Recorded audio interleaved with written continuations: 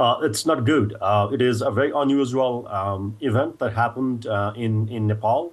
Mostly across Nepal, it has happened. Over 200 people have been killed, and roads have been blocked. Highways are being blocked. So it is a very unusual event that has impacted a lot of people across the country.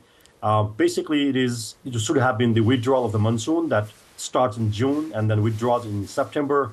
Everybody was waiting for a new, beautiful weather.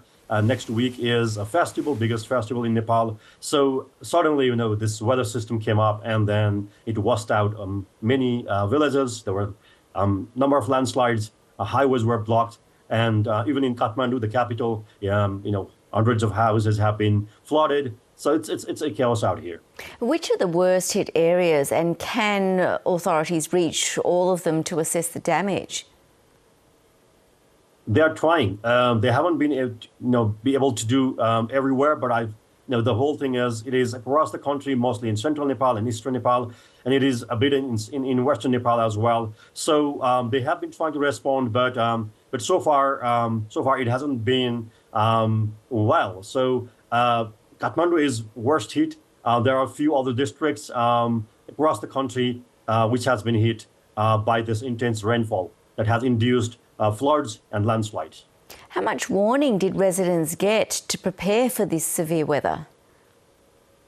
Yes, there was a prediction given by the authority. Basically, the weathermen were saying there will be a intense rainfall and you should expect it. But the problem is that neither the government listened to it nor the communities. So both were not serious about the prediction. And that's the problem. People really didn't take it seriously. And the government also didn't take it seriously. That's where they lagged behind in responding to the events. About 40 people died in Kathmandu itself, which is a shame.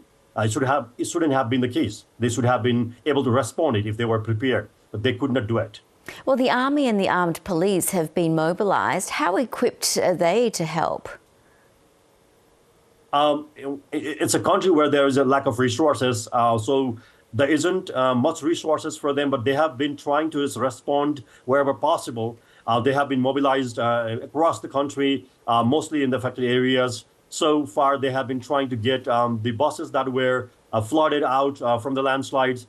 They're trying to help the victims from the floods. So they are trying, but the resources that they have is limited. And still, the people are waiting for the response so far. What about communication and getting information out to those affected? How effective is that? There isn't a very serious internet shutdown or the communications problem. It is up there, and there has been communications being done across the country by the government and other media outlets, and even the community is also communicating through social media, and the authorities and the scientists are also trying to tell what had happened in the last 72 hours. So the communication is okay, not that bad. But the problem is still the highways are not connected. A part of highways are disrupted. So the mobilization or the mobility of the people from one place to other is still impacted. And as you mentioned, there's a big festival coming up. Will it likely go ahead? What added pressure does it place on officials? It'll exert a lot of pressure because Nepal is a landlocked country. Most of its goods come from India and some from China. If the roads are blocked, there could be a shortage of the fuel or the foods as well. They are trying to make it smooth, but there will be a bit of problem. And also, I think the people won't be able to travel to their home towns in the festival due to some disruption of the highways. But they are trying to say that they will try to make it okay in a couple of weeks. But I think it's not easy. Yeah, that's the situation out here. And Ramesh, you've seen and witnessed extreme weather events across the region. What are the patterns that you're noticing in the links to climate change? It is not a single event that has happened in Nepal. If you see across the Himalayas, for your viewers who don't know much about the Himalayas, it is the tallest and the youngest mountain in the world. It is fragile, it is vulnerable, and it is still forming. So a lot of pressure has been given. Thousands of kilometers of highways are being built.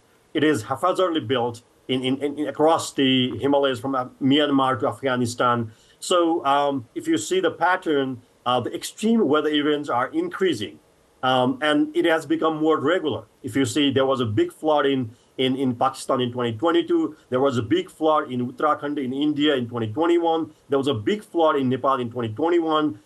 There was a big flood in Sikkim in 2023 in India. So across the Himalayas, these extreme events are becoming more normal, and scientists are saying that this kind of extreme events could be linked to climate change, and we should understand them better.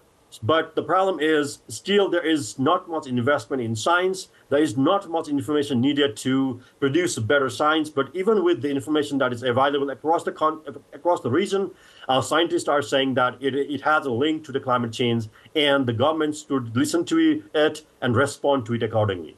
And just lastly, Ramesh, how long do you think it'll take for Nepal to recover from these floods and landslides? And is there more severe weather predicted? According to the weather forecast, there is likely to be some rains starting from Wednesday.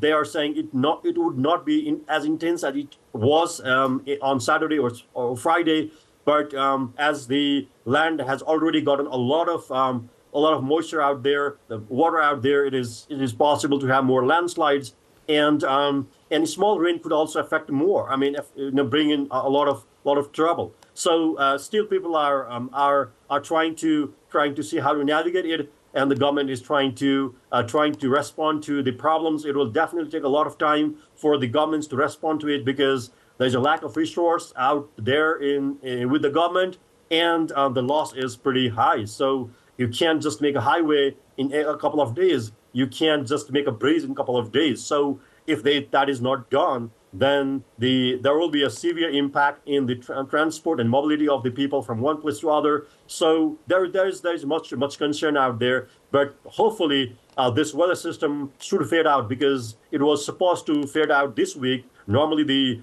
monsoon fades out or withdraws in the last week of September. So hopefully by next week, the monsoon will withdraw, and there will be a beautiful few months before the winter. Well, Ramesh, we really appreciate you talking to us tonight. Thanks for bringing us the latest information. Thank you.